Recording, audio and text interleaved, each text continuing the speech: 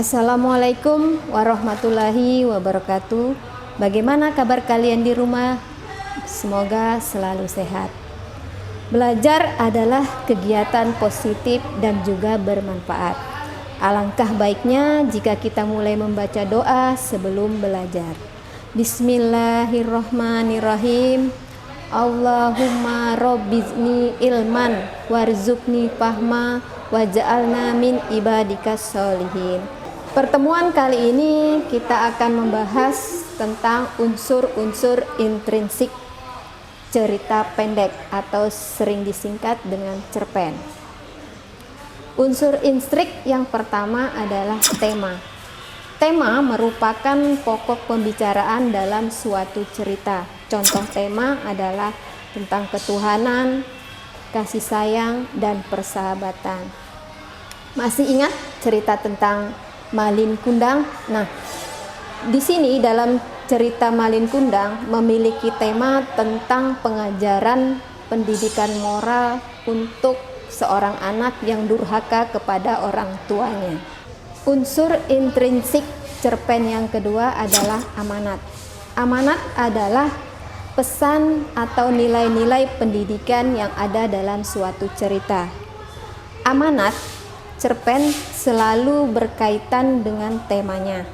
Contoh, kita akan menentukan amanat dari cerita si Malin Kundang. Amanat dalam cerita tersebut adalah kita tidak boleh durhaka kepada kedua orang tua, terutama ibu. Unsur intrinsik cerpen yang ketiga adalah tokoh dan penokohan. Tokoh adalah pelaku yang terlibat dalam suatu cerita. Sedangkan penokohan adalah watak atau karakter dalam tokoh yang terlibat dalam suatu cerita. Jenis-jenis penokohan. Yang pertama, protagonis adalah tokoh yang bersifat baik.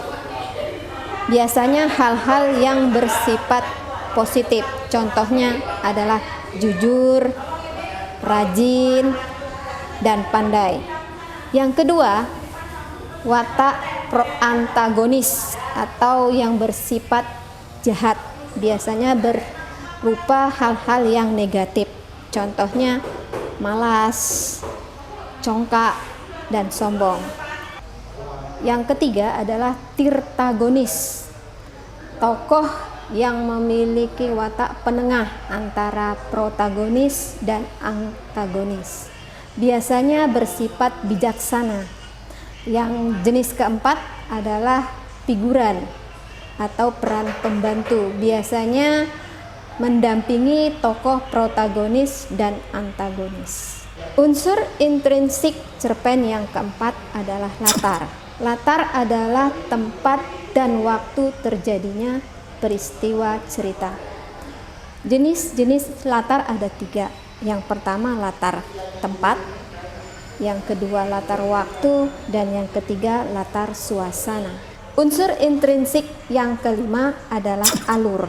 Alur adalah jalan cerita atau rangkaian peristiwa dalam suatu cerita. Ada 5 tahapan alur. Yang pertama adalah pengenalan situasi cerita, yang kedua pengungkapan peristiwa, yang ketiga pengungkapan masalah atau konflik, yang keempat pengungkapan puncak masalah, dan yang kelima adalah penyelesaian.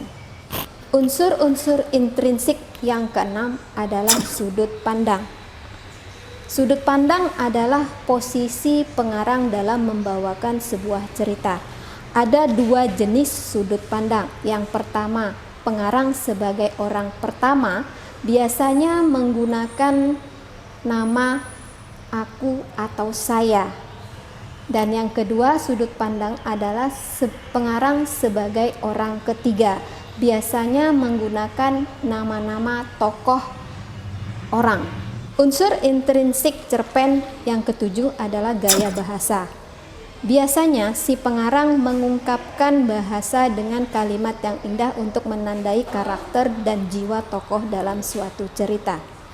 Sampai di sini pembahasan kita kali ini. Semoga apa yang saya sampaikan dapat bermanfaat dan dapat dipahami. Sekian, assalamualaikum warahmatullahi wabarakatuh.